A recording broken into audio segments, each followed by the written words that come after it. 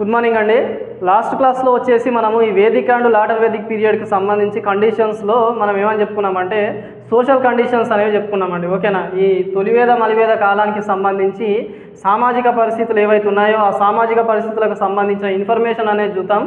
So ఈ క్లాస్లో వచ్చేసి ఇదే తొలివేద మలివేద కాలానికి సంబంధించి ఎకనామిక్ కండిషన్స్ ఏవైతే ఉన్నాయో ఆ ఎకనామిక్ కండిషన్స్ గురించి డిస్కస్ చేద్దామండి. ఎకనామిక్ కండిషన్స్ అంటే మనం ముఖ్యంగా ఇక్కడ ఏమని చెప్పుకుంటామంటే ఆర్థిక పరిస్థితులు అని చెప్పేసుకుంటాం కదా, అది. సో సోషల్ కండిషన్స్లో లాస్ట్ క్లాస్లో మీకు ఒకటి చెప్పడం మర్చిపోయానండి. అది ఏంది అంటే ఒకటి మిస్ అయిపోయింది. అక్కడ ఒక ఆచారం ఉంటుందండి. ఆ ఆచారం పేరు ఏం పేరు అంటే మనము గోగ్నా అని చెప్పుకుంటామండి.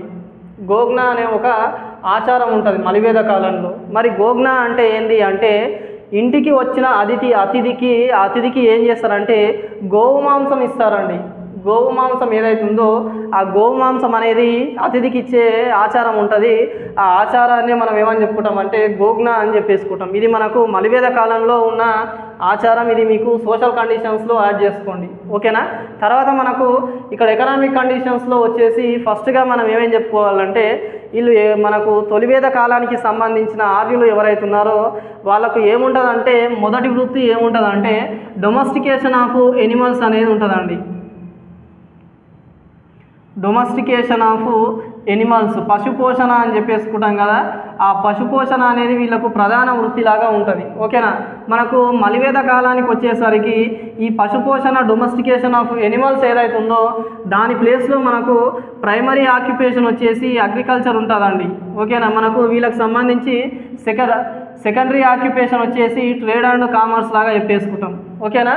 ఇక్కడ మనకు చూసుకోండి ఒకసారి. ఇక్కడ ఏంది అంటే ఈ తొలివేద కాలంలో పశుపోషణ అనేది వీళ్ళకి ప్రధాన వృత్తిలాగా ఉంటుంది. అదే మలివేద కాలానికి వచ్చేసరికి వ్యవసాయం అనేది ప్రధాన వృత్తిలాగా ఉంటుంది. రెండవ ప్రధాన వృత్తి వచ్చేసి వీళ్ళకు వ్యాపారంలాగా చెప్పేసుకుంటామండి. ఓకేనా? మరి ఇక్కడ ఎందుకు తొలివేద కాలంలో డొమెస్టికేషన్ ఆఫ్ ఎనిమల్స్ ఉండి తర్వాత అగ్రికల్చర్ అనేది ప్రైమరీ ఆక్యుపేషన్ లాగా ఎందుకు ఉంటుంది అనేది మనం చెప్పేసుకుందాం. ముఖ్యంగా ఇక్కడ చూడండి, డొమెస్టికేషన్ ఆఫ్ ఎనిమల్స్ ఏదైతే ఉందో ఆ డొమెస్టికేషన్ ఆఫ్ ఎనిమల్స్ వీళ్ళకు ప్రైమరీ ఆక్యుపేషన్ అని చెప్పేసుకుంటాం, పశుపోషణ అని చెప్పేసుకుంటాం. ఓకేనా? ఇక్కడ మనకు తొలివేదానికి సంబంధించి ఎర్లీ వేదిక్ పీరియడ్లో ఈ ఆర్యన్స్ ఎవరైతే ఉన్నారో వాళ్ళు వచ్చేసి ముఖ్యంగా కౌస్ అండి. గోవులు ఏదైతే ఉన్నాయో ఆ గోవులను ఆస్తుల్లాగా మనకు చేసేవాళ్ళండి. ఎక్కువ గోవులు ఎక్కువ కౌస్ ఎవరైతే ఉన్నాయో వాళ్ళనే ఎక్కువ రిచెస్ట్ పర్సన్స్ లాగా గోవులను ఆస్తుల్లాగా భావించేవాళ్ళండి. ఓకేనా? మరి ఈ గోవులకు అధిపతిని మనం ఏమని చెప్పుకుంటామంటే గోపతి అని చెప్పేసుకుంటామండి. ఓకేనా? గోవులకు అధిపతిని మనం ఏమని చెప్పేసుకుంటాం గోపతి అని చెప్పేసుకుంటామండి. ఇక్కడ గోవుల గురించి చెప్పేటప్పుడు ఇంకా మనకు ఒక చిన్న కాన్సెప్ట్ ఉంటుంది, అది గుర్తుపెట్టుకోండి. పానీస్ అనే వాళ్ళు ఉంటారండి. ఈ ఎర్లీ వేదిక్ పీరియడ్లో పానీస్ అనే ఒక తెగ ఉంటుందండి. వీళ్ళనే మనము పానీలు అని చెప్పేసుకుంటాం. వీళ్ళు ఎవరు అంటే మనకు ముఖ్యంగా నాన్ ఆర్యన్స్ అండి. ఆర్యన ఏతరులు అని చెప్పేసుకుంటాం కదా, వాళ్ళు ఈ పానీస్ అనే వాళ్ళు మనకు నాన్ ఆర్యన్స్ లాగా చెప్పేసుకుంటాం. వీళ్ళు ఆర్యులు కాదండి. వీళ్ళు ముఖ్యంగా ఏం చేసుకుంటారంటే ఈ ఆర్యులకు పానీస్కి మనకు వీళ్ళ మధ్య బాగా యుద్ధాలు గొడవలు జరుగుతుంటాయండి తొలివేద కాలంలో. ఓకేనా? మరి ఎందుకు జరుగుతాయి అంటే ఈ పానీలు చేసే పని ఏదైతే ఉందో అది ఏంది అంటే ఆర్యులకు సంబంధించిన గోవులు ఏవైతే ఉన్నాయో ఆ గోవులను ఎత్తుకపోతారండి. ఓకేనా? ఎత్తుకపోయే కాన్సెప్ట్ ఉంటుంది వీళ్ళ దగ్గర. వాళ్ళకి తెలియకుండా దొంగతనంగా దొంగిలిస్తారు, ఎత్తుకపోతారు. సో దాంట్లో గురించి ఈ ఆర్యులకు నానార్యులైన పానీస్కి బాగా యుద్ధాలు జరుగుతాయండి తొలివేద కాలంలో. ఓకేనా? సో ఇది ఒకటి గుర్తుపెట్టుకోండి. మరి సెకండ్ లాటర్ వేదిక్ పీరియడ్లో వీళ్ళకు వ్యవసాయం అనేది మనకు ఫస్ట్ ప్రయారిటీ అనేది ఉంటుంది. ఎందుకు వ్యవసాయం అనేది ఉంటుంది అంటే ఇక్కడ చూసుకోండి ఒకసారి. ఎర్లీ వేదిక్ పీరియడ్లో వీళ్ళకి సంబంధించి తెలిసిన మెటల్స్ ఏముంటాయంటే మనకు కాపర్ అండ్ బ్రాంజ్ అని చెప్పేసుకుంటామండి. కాపర్ అండ్ బ్రాంజ్ వచ్చేసి ఎర్లీ వేదిక్ పీరియడ్లో ఉన్న ప్రజలకు అనేవి తెలుస్తాయండి. కాపర్ అంటే మనము రాగి అని చెప్పేసుకుంటాము, కంచు అని చెప్పేసుకుంటాము. ఓకేనా? దీనివల్ల పెద్దగా యూజ్ ఉండదండి. తర్వాత మనకు లాటర్ వేదిక్ పీరియడ్లో వచ్చేసరికి ఐరన్ అనే ఒక మెటల్ ఉంటుందండి. ఓకేనా? దీన్నే మనం ఇనుము అని చెప్పుకుంటాం కదా.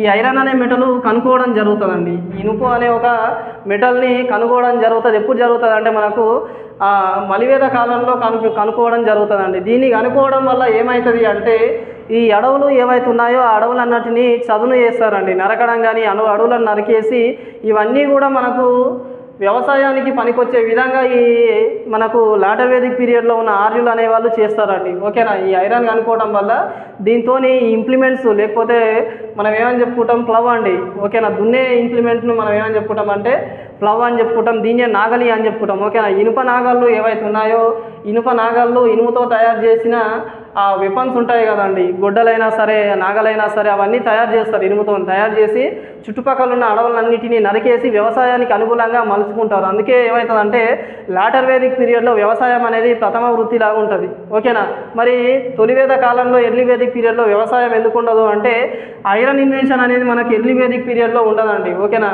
మన ఇనుము ఏదైతే ఉందో ఆ ఇనుమును తొలివేద కాలంలో కనిపెట్టకపోవడానికి రీజన్ వల్ల ఇదే అవుతుంది. తర్వాత మనకు ఈ ఐరన్తోనే ఇనుముతోనే యుద్ధానికి సంబంధించిన పరికరాలు ఆర్ వెపన్స్ ఇంప్లిమెంట్స్ అనేవి కూడా లాటర్ వేదిక్ పీరియడ్లోనే చేస్తారు. ఓకేనా, ఇంకా మనకు ట్రేడ్ అండ్ కామర్స్కి వచ్చేసరికి లాటర్ వేదిక్ పీరియడ్లో ఎక్కువగా మనకి ట్రేడ్ అండ్ కామర్స్ చేసిన వాళ్ళు ఎవరైనా ఉన్నారు సార్ అంటే వాళ్ళే వైశ్యాస్ అని చెప్పుకుంటామండి. ఓకేనా, వైశ్యులు ఎవరైతే ఉన్నారో ఈ వైశ్యాసే లాటర్ వేదిక్ పీరియడ్లో మనకు వ్యాపారం అనేది ఎక్కువ చేస్తారండి. ఓకేనా, ఎక్కువ చేయటం వల్ల ఏమవుతుందంటే వీళ్ళు వైశ్యులు ఎవరైతే ఉన్నారో ఇదే కాలంలో ట్యాక్సెస్ ఎక్కువ కట్టిన వాళ్ళని కూడా మనము వైశ్యులే అని చెప్పేసుకుంటామండి. ఓకేనా, ఇంకా మనకు ఈ కాలంలో మనకు ఇంకా ఏముంటుంది అంటే ఇక్కడ లాటర్ వేదిక్ పీరియడ్లో వాడిన కొన్ని కాయిన్స్ ఉంటాయండి, నాణ్యాలు. ఆ నాణ్యాలనే మనము నిష్కా, శతమాన, కర్షపాన అనే కొన్ని నాణ్యాలు వాడతారు. ఎట్ ది సేమ్ టైం ఇంకా మనకు ఇక్కడ ఏం చెప్పేసుకుంటామంటే ఈ ఎకనామిక్ కండిషన్కి సంబంధించి వీళ్ళ కాలంలో మనకు ఎర్లీ వేదిక్ పీరియడ్లో బార్టర్ సిస్టమ్ అనేది ఉంటుందండి. ఓకేనా, ఎర్లీ వేదిక్ పీరియడ్లో బార్టర్ వ్యవస్థ, బార్టర్ పద్ధతి అనేది ఉంటుంది. ఈ బార్టర్ సిస్టమ్ అంటే ఏంటి అంటే exchanging of goods to goods and service to service అండి. ఏదైనా ఒక వ్యక్తికి ఒకటి కావాలి అనుకుంటే అదే వస్తువు ఇచ్చేసి మనము ఎక్స్చేంజ్ చేసుకునే విధానాన్ని దీన్ని బార్టర్ సిస్టమ్ అంటారు. ముఖ్యంగా చెప్పాలంటే ఎక్స్, వై అనే ఇద్దరు వ్యక్తులు ఉన్నారు. ఎక్స్కి వచ్చేసి 1 కిలో రైస్ కావాలి, ఇతనికి వచ్చేసి 1 కిలో దాల్ కావాలి. ఓకేనా, వీని దగ్గర రైస్ ఉండదు, వీని దగ్గర పప్పు ఉండదు. సో ఈ రైస్ అనేది వీనికి ఇచ్చి పప్పు అనేది వీడు తీసుకునే విధానాన్ని మ్యూచువల్ అండర్స్టాండింగ్తో చేసుకునే విధానాన్ని మనం బార్టర్ సిస్టమ్ అని చెప్పేసుకుంటాం. ఇది వచ్చేసి మనకు ఎకనామిక్స్లో ఒక కాన్సెప్ట్ ఉంటుందండి, బార్టర్ సిస్టమ్. ఆ సిస్టమ్ అనేది ఉంటుంది. కాకపోతే మనకు లాటర్ వేదిక్ పీరియడ్కి వచ్చేసరికి యూజింగ్ ఆఫ్ కాయిన్స్ అండి. ఓకేనా, నాణ్యాలు వాడే విధానాన్ని మనకు లాటర్ వేదిక్ పీరియడ్లో మలివేద కాలంలో జరుగుతుంది. మనకు ముఖ్యంగా ఈ శతాపథ బ్రాహ్మణ అనేది ఒకటి ఉంటుందండి. శతాపథ బ్రాహ్మణ ఏదైతుందో ఈ బ్రాహ్మణాలు ఒక ఇన్ఫర్మేషన్ ఉంటుంది. ఆ ఇన్ఫర్మేషన్ ఏంటి అంటే నాణాలు వాడారు, ఓకేనా, ఈ డబ్బులు ఇచ్చిపుచ్చుకోవడం జరిగింది అనేది మనకు ఈ శతాపథ బ్రాహ్మణాలో ఉంటుంది. ఇంకా మనకు ఈ ఇంట్రెస్ట్కు సంబంధించిన ఇన్ఫర్మేషన్ కూడా దీంట్లోనే ఉంటుందండి. వడ్డీ వ్యాపారం ఏదైతుందో ఆ వడ్డీ వ్యాపారానికి సంబంధించిన ఇన్ఫర్మేషన్ కూడా మనకు దీంట్లోనే ఉంటుంది. ఈ శతాపథ బ్రాహ్మణంలో డబ్బుల వాడకం అనేది ఉంటుంది. ఎట్ ది సేమ్ టైము మనకు ఇందులోనే ఇంకా ఏముంటుందంటే వడ్డీ వ్యాపారానికి సంబంధించిన ఇన్ఫర్మేషన్ కూడా ఈ శతాపథ బ్రాహ్మణాలోనే ఉంటుంది. ఓకేనా, తర్వాత మనకు ఇదే లాస్ట్ అండ్ ఫైనల్గా ఇంకా మనకి ఇలా ఎకనామిక్ కండిషన్స్ గురించి చెప్పుకోవడం ఉంటుంది. ఏంటి అంటే ఇక్కడ వైశ్యులు ఎవరైతే ఉన్నారో ఈ మలివేద కాలంలో మనకు ఎక్కువగా ట్యాక్స్లు, పన్నులు కట్టిన వాళ్ళు ఎవరైతే ఉన్నారో వాళ్ళను వైశ్యులు అని చెప్పేసుకున్నాం కదా. ఎందుకు అంటే వీళ్ళే ఎక్కువ ఇక్కడ వ్యాపారం అనేది చేస్తారండి మలివేద కాలంలో. అందుకే వీళ్ళు ఏం చేస్తారంటే ఎక్కువ పన్నులు అనేది కడతారు. ఓకేనా, ఇంకా మనకు ఈ పన్నులలో మనకు మోస్ట్ అండ్ ఫైనల్గా బాగా అనే ఒక పన్ను ఉంటుందండి. బాగా అనే ఒక ట్యాక్స్ ఉంటుంది. ఈ ట్యాక్స్ వచ్చేసి మనకు తొలివేద కాలంలో వాలంటరీ ట్యాక్స్ లాగా ఉంటుందండి. ఓకేనా, రాజుకు మనకు ఈ రాజన్ ఎవరైతే ఉన్నారో ఆ రాజన్కు for the purpose of protection అంటే వాళ్ళని రక్షించడం కోసం కట్టే పన్నునే మనం ఏమని చెప్పుకుంటాం అంటే బాగా అని ఎర్లీ వేదిక్ పీరియడ్లో చెప్పేసుకుంటాం. ఓకేనా, ఇదే బాగా వచ్చేసి లాటర్ వేదిక్ పీరియడ్లో కంపల్సరీ ట్యాక్స్ అవుతుందండి. ఓకేనా, ఖచ్చితంగా కట్టే పన్నునే మనము బాగా అని చెప్పేసుకుంటాం. ఈ తొలివేద కాలంలో మనకు వాలంటరీ పన్నులాగా ఉన్న బాగా మలివేద కాలంలో వచ్చేసి కంపల్సరీ ట్యాక్స్ లాగా మారిపోతుంది. ఇంకా మనకు ఈ ఎకనామిక్ కండిషన్స్లోనే ఇంకా మనం ఏమని చెప్పుకుంటామంటే ఇండియన్ ఓషన్ అండి. Indian ocean, Arabian ocean, Arabian sea, Indian sea, మనకు అరేబియన్ సీ ఏదైతుందో ఇంకా మనకు హిమాలయాస్, ఈ 3 అనేవి తొలివేద కాలానికి సంబంధించిన ప్రజలకు తెలియదండి.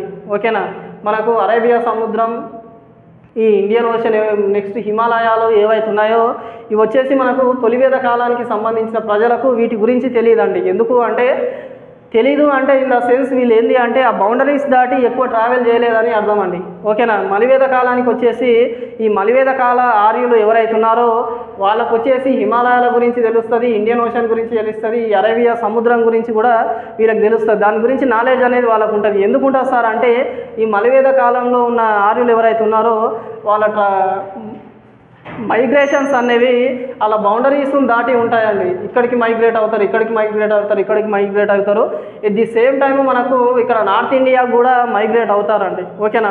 మనకు ఇక్కడనే ఒక చిన్న కాన్సెప్ట్ ఏంటి అంటే ఆర్యులకు సంబంధించిన కల్చర్ మన సౌత్ ఇండియాలో ఎవరు స్ప్రెడ్ చేస్తారు, ప్రాపగేట్ చేస్తారు అంటే మనకు ఈ అగస్త్య అనే ఒక వ్యక్తి ఉంటాడండి. ఓకేనా. ఈ అగస్త్య అనే వ్యక్తి ఏం చేస్తాడంటే మనకు ఆర్యులకు సంబంధించిన కల్చర్ ఏదైతే ఉందో అది సౌత్ ఇండియాలో స్ప్రెడ్ చేస్తాడు. ఎట్ ది సేమ్ టైము ఇదే అగస్త్యాను మనం ఏమని చెప్పుకుంటామంటే మనకు ఆంధ్ర వాస్కోడి గామా అని చెప్పేసుకుంటామండి. ఓకేనా. అపస్తంభ ఆంధ్ర వాస్కోడి గామా, ఇంకా మనకు ఇతనికి సంబంధించిన కొన్ని టైటిల్స్ ఉంటాయండి. సో అవి మనం లాస్ట్లో డిస్కస్ చేద్దాం. ఇది వచ్చేసి మనము ఈ ఎకనామిక్ కండిషన్స్కి సంబంధించిన ఇన్ఫర్మేషను. నెక్స్ట్ క్లాస్లో వచ్చేసి మనము political conditions, religious conditions discuss చేద్దామండి. Okay, thank you.